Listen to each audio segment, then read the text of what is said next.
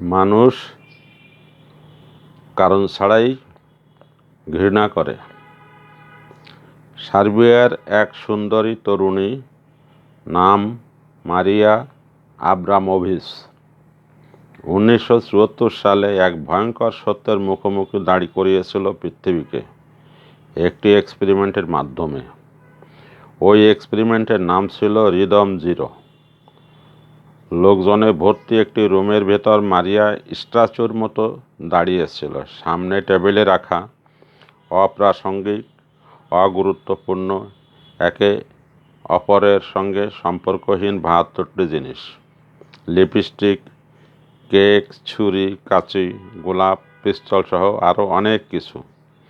বলা হয়েছিল রাত 8টা থেকে 2টা পর্যন্ত 6 ঘন্টা মানুষ যা ইচ্ছে তাই করতে পারবে মারিয়ার সঙ্গে। অনুমতিপত্রে স্বাক্ষর ছিল মারিয়ার।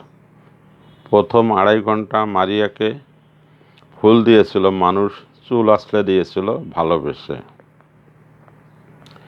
সময় যতই গড়ালো, লোকজন ততই হিংস্র হয়ে উঠল।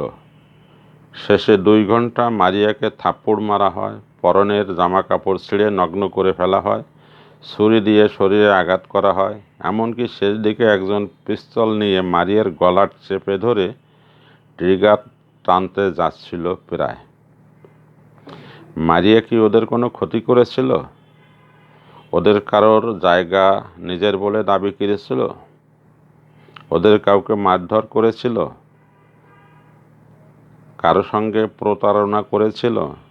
সে তো কাউকে চিনতও না, কিন্তু ওরা মারিয়াকে থাপ্পড় মেরেছিল, গায়ে থুতু ছিটিয়েছিল, পরনের পোশাক ছিঁড়ে ফেলেছিল, একের পর এক আঘাত করেছিল, ক্ষতবিক্ষত করেছিল। এক্সপেরিমেন্ট শেষে মারিয়া যখন হেঁটে চলে যাচ্ছিল, তখন তাকে অপমান করা একটা লোকও চোখের দিকে তাকাতে পারছিল না তার লজ্জায়।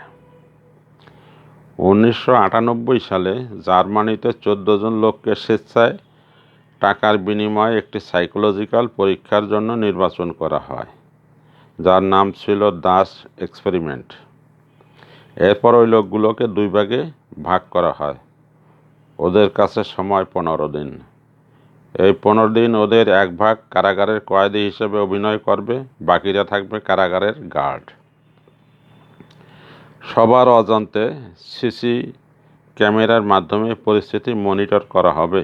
শর্ত ছিল কোনো গার্ড কোনো কয়েদিকে শারীরিকভাবে আঘাত করতে পারবে না, অর্থাৎ কোনো রকম ভায়োলেন্স অ্যালাউ না।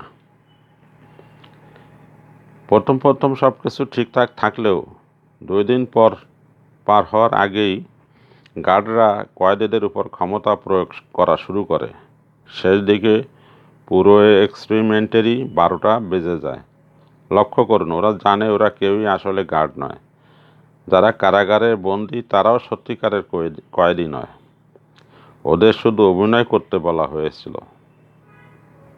অথচ 72 ঘন্টা পার হওয়ার আগেই শুধুমাত্র বন্দীদের উপর নিজেদের ক্ষমতা জাহির করার জন্য ওরা কারাগারের লাইট অফ করে, গ্যাস ছাড়ে, কয়েকদিন জামা কাপড় খুলে উলঙ্গ করে শোয়ার একমাত্র বিছানাটাও বের করে নেয় যাতে কেউ ঘুমাতে না পারে। শুধু তাই নয়, সময় গড়ানোর সাথে সাথে গার্ডের দল কয়েদিদের হাত পা বেঁধে নির্যাতন করে, তাদের মুখের উপর প্রস্রাব করে, এক নারী কয়েদিকে ধর্ষণের চেষ্টা করে, এমনকি একজনকে মেরে ফেলেছিল প্রায়। মানুষের মনস্তত্ত্ব সম্পর্কে একটু পড়াশোনা করলে আপনি জানতে পারবেন মানুষ অন্যকে ঘৃণা করে, অপছন্দ করে, হত্যা করে নানা কারণে। ওর বুদ্ধি বেশি, আমার কম কেন? ও টাকা বেশি, আমার কম কেন? ও সম্মান বেশি, আমার কম কেন?